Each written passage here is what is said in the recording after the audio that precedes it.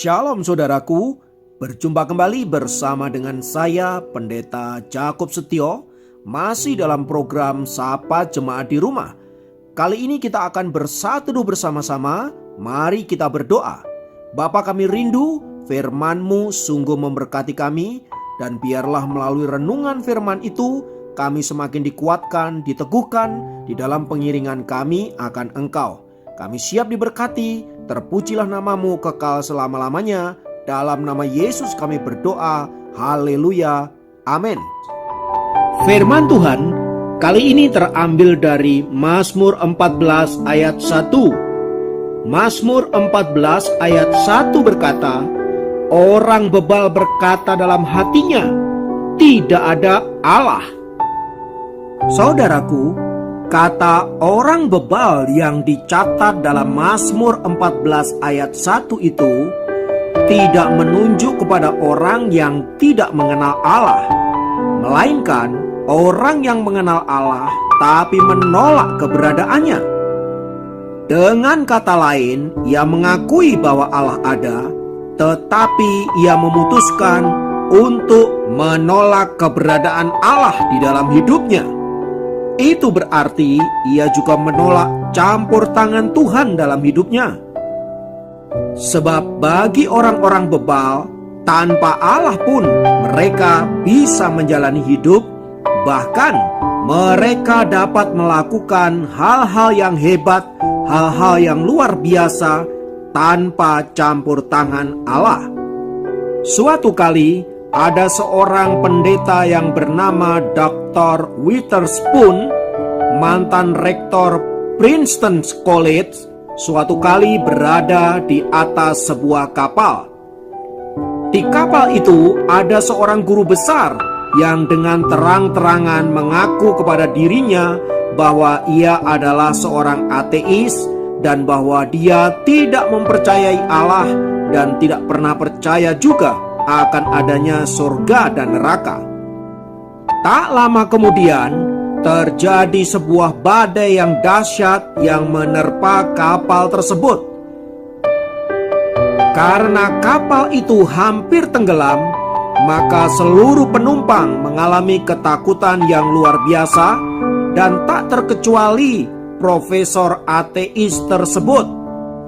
Dalam ketakutannya, ia mendatangi Witherspoon dan berkata, Tuan Witherspoon, kita semua pasti akan tenggelam dan akan mati.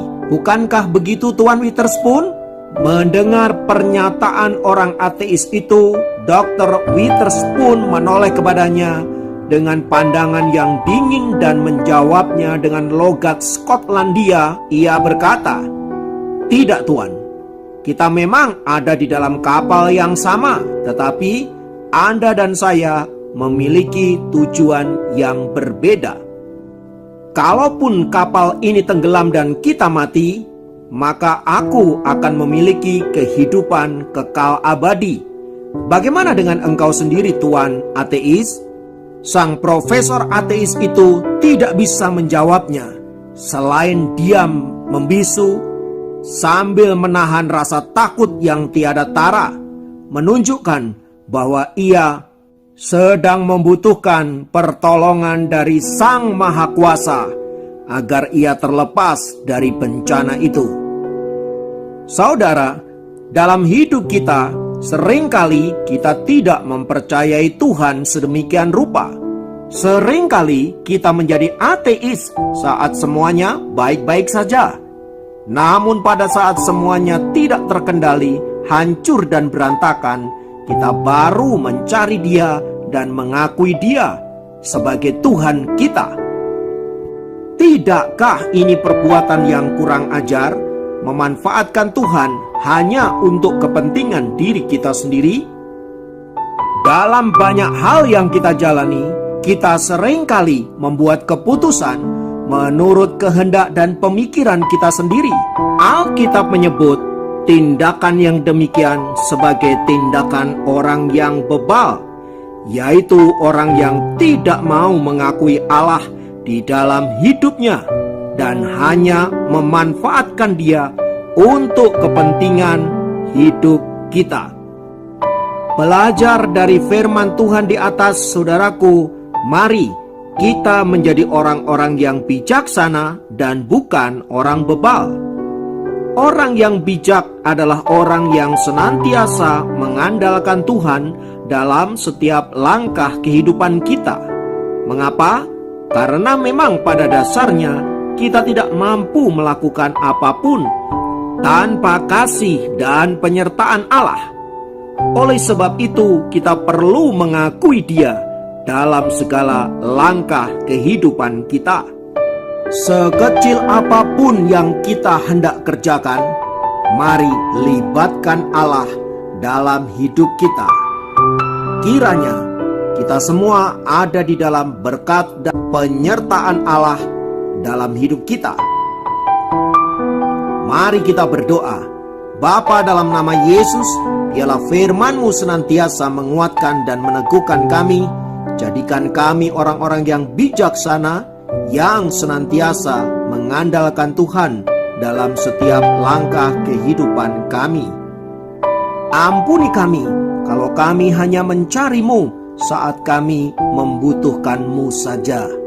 Terima kasih Bapa, biarlah hidup kami terus bertumbuh di dalam pengenalan akan Tuhan. Di dalam nama Yesus kami berdoa, haleluya, amin. Demikian program Sapa Jemaat kali ini. Sampai jumpa dalam program Sapa Jemaat yang lain. Tuhan Yesus memberkati.